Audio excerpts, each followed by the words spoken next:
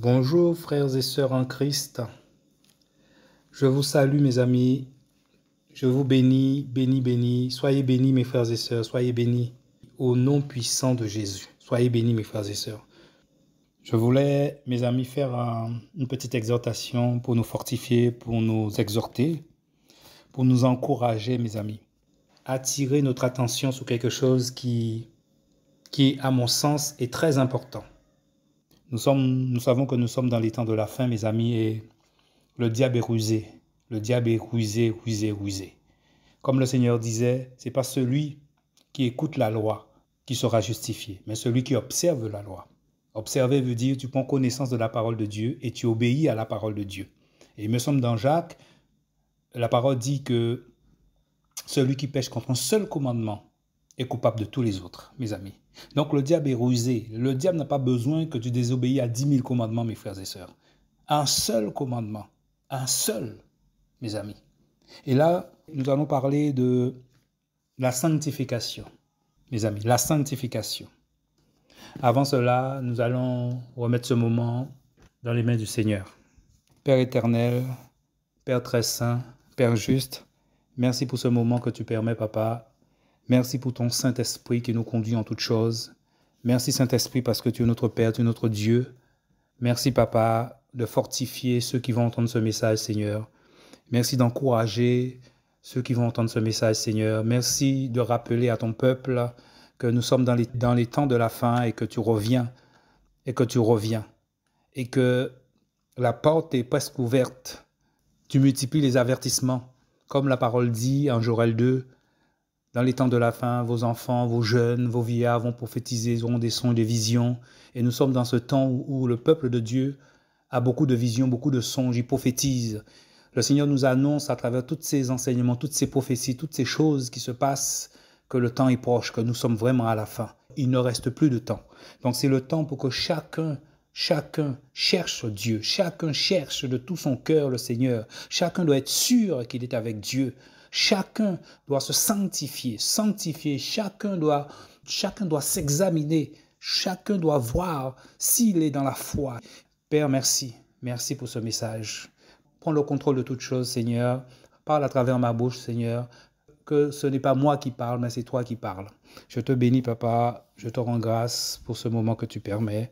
Merci pour ton peuple, merci pour ton Église, Seigneur. Maranatha, Seigneur, au nom puissant de Jésus. Amen. Nous allons prendre un verset, nous allons lire la parole de Dieu en Hébreux 12.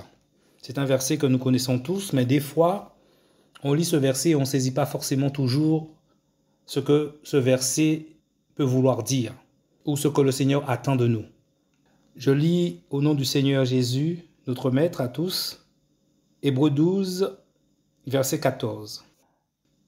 Recherchez la paix avec tous et la sanctification, sans laquelle personne ne verra le Seigneur, personne ne verra Dieu.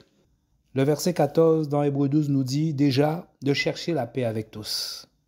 Ça veut dire que si quelqu'un n'est pas en paix avec toi, tu dois aller le voir pour faire la paix avec. Et si cette personne ne veut pas faire la paix, mais de ton côté, tu as tout fait.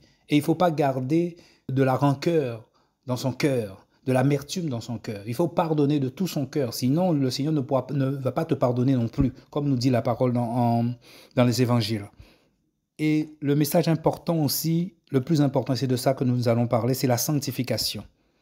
La sanctification. On a coutume de penser que la sanctification, c'est seulement à l'intérieur. Non, mes amis, la sanctification, ce n'est pas seulement à l'intérieur, c'est aussi à l'extérieur. À l'extérieur, mes amis. Pas seulement à l'intérieur, mais à l'extérieur. Et c'est ça que je disais au début. Satan est rusé. Satan n'a pas besoin que tu désobéisses à 10 000 commandements. Parce que d'ailleurs, la désobéissance à la parole de Dieu, c'est ça le péché, c'est ça l'iniquité. Parce que la Bible dit que le péché, c'est l'iniquité dans 1 Jean. Et dans 1 Samuel 15, Saül avait désobéi à la parole de Dieu. Et c'est là que Samuel dit à Saül que la désobéissance est un péché. Vous voyez, c'est ça le péché, la désobéissance à la parole de Dieu, mon frère, ma sœur. C'est ça le péché. Et donc, comme je disais, le diable n'a pas besoin que tu désobéisses à 10 000 commandements, mon frère, ma sœur, à un seul.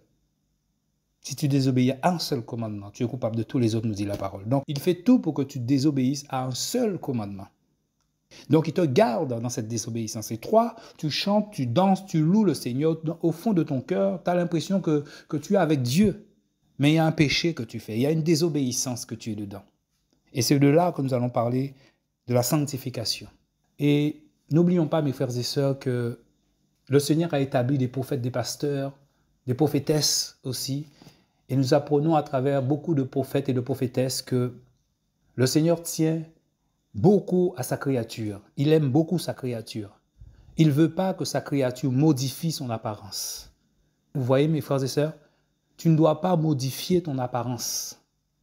Et là, le diable joue beaucoup avec cela. Parce que nous avons coutume de penser que ce n'est pas grave. Or, c'est la désobéissance à la parole de Dieu. Vous voyez, je vais prendre un exemple. Le Seigneur dit à travers notre frère Paul, l'apôtre Paul, que les femmes ne se parent pas de bijoux, ce genre de choses, de tresses. Vous voyez? Donc, si toi, tu as des tresses dans ta tête, tu as des faux cheveux, comme on dit, mon ami, que tu es dans l'erreur. Tu es dans la désobéissance, mon frère, ma sœur. Je prends un autre exemple. Par exemple, pour les femmes, le Seigneur te dit, femme, soyez soumise à ton mari. Si tu ne l'es pas, tu es dans le péché. Tu es dans le péché. Ça aussi, c'est la sanctification. C'est l'obéissance totale à la parole de Dieu. Donc, il faut chercher, il faut méditer la parole. Il faut chercher à comprendre la parole. Demander au Saint-Esprit, c'est notre guide. Tous les jours, c'est notre Père. C'est Jésus. Lui demander, Seigneur, est-ce que je suis dans la bonne voie? Est-ce que je te plais comme je suis? Est-ce qu'il y a encore des choses à améliorer? Parce que nous péchons tous les jours. Donc, il faut toujours se repentir, tout le temps se repentir. Parce qu'on ne sait pas, on peut être dans un péché alors qu'on pense qu'on est bien avec le Seigneur, on est en paix avec Dieu alors qu'on est dans le péché. Je prends un autre exemple encore sur nos sœurs. Dieu dit que la femme ne s'habille pas en homme. Évidemment que l'homme ne s'habille pas en femme. Donc, si toi, tu portes des pantalons, mon frère, ma sœur, plutôt ma sœur, si tu portes des pantalons, même si ce n'est pas serré sur toi, Dieu ne veut pas que tu portes des pantalons, mon frère, ma sœur. Il ne veut pas que ses enfants portent des pantalons. Il ne veut pas non plus que ses enfants portent des maquillages. Sinon, il nous enseigne à travers ses prophètes, ses prophétesses. Il nous enseigne aussi à travers sa parole, mon frère, ma sœur. Il faut se poser la question, demander au Seigneur, est-ce que notre apparence est conforme à la parole de Dieu? Est-ce que notre apparence, l'aspect extérieur, parce que c'est de ça que nous parlons, est-ce que l'aspect extérieur plaît à notre Dieu? Parce que dans beaucoup d'assemblées, on ne prêche pas la sanctification extérieure. On parle beaucoup de l'intérieur, il faut obéir à la parole. Oui, mais on oublie de dire que l'obéissance, c'est aussi son apparence physique. On dit que Dieu ne regarde pas l'apparence physique à l'apparence. Non, on comprend mal un peu la parole. Ça veut dire que quand le Seigneur va juger, il ne va pas regarder si tu es blanc, si tu es noir. Il ne va pas regarder si tu es prophète, si tu es apôtre. Non, c'est ça que la parole veut dire. À l'apparence, ça veut dire ce que tu représentes dans le monde. Il va te juger selon la loi. Tu peux être prophète, pasteur, apôtre. Si tu désobéis à la loi, tu es mort dans la désobéissance, tu vas en enfer. C'est ça que le Seigneur veut dire. Mais l'aspect extérieur, notre aspect extérieur compte beaucoup pour le Seigneur. Il dit ne rajoutez rien à ma parole, n'enlevez rien à ma parole. N'oubliez pas que nous avons été créés par la parole de vérité. Donc nous sommes en quelque sorte les fruits de la parole. Donc Dieu ne veut pas que ceux qu'il a créés, qu'on le modifie. Ça veut dire que notre apparence. Ne modifions pas notre apparence, mes amis. Restons comme nous sommes. Le monde va te dire que tu n'es pas beau, tu n'es pas belle. Peu importe ce que dise le monde. C'est ce que Jésus pense de toi qui est important.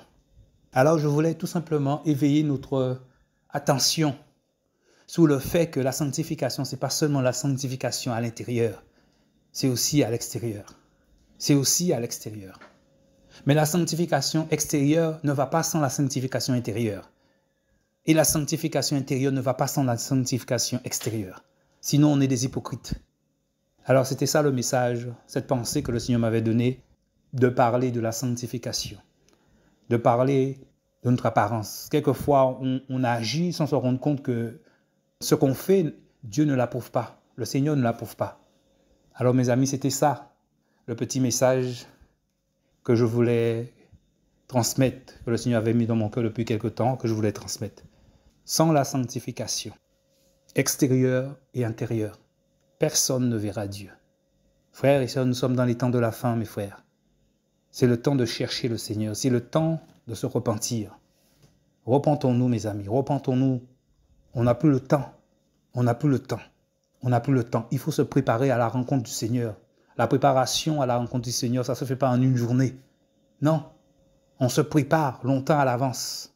Longtemps à l'avance. On est dans la présence de Dieu pour recevoir ce que Dieu veut nous donner. Pour que le Seigneur nous enseigne.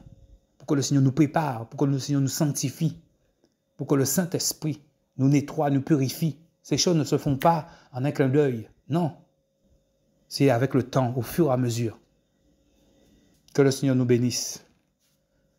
Père, merci pour ce message, Seigneur. Merci pour ton peuple, ton Église, Seigneur. Que ce message touche ceux qui doivent être touchés, Papa, au nom puissant de Jésus. Ton nom est saint, tu es glorieux, Papa.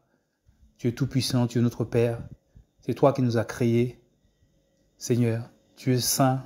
Saint est ton nom. Juste est ton nom. Tu es un Dieu jaloux. Tu nous as créés pour toi, pour ta gloire.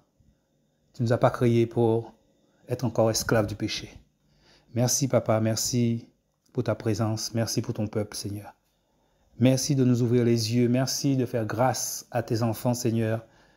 Merci de nous ouvrir l'intelligence, Seigneur. Merci de nous ouvrir les yeux spirituels, les oreilles spirituelles, les sens spirituels pour comprendre ta pensée, pour comprendre ce que tu veux nous transmettre, Seigneur, pour qu'on soit juste devant toi, Papa.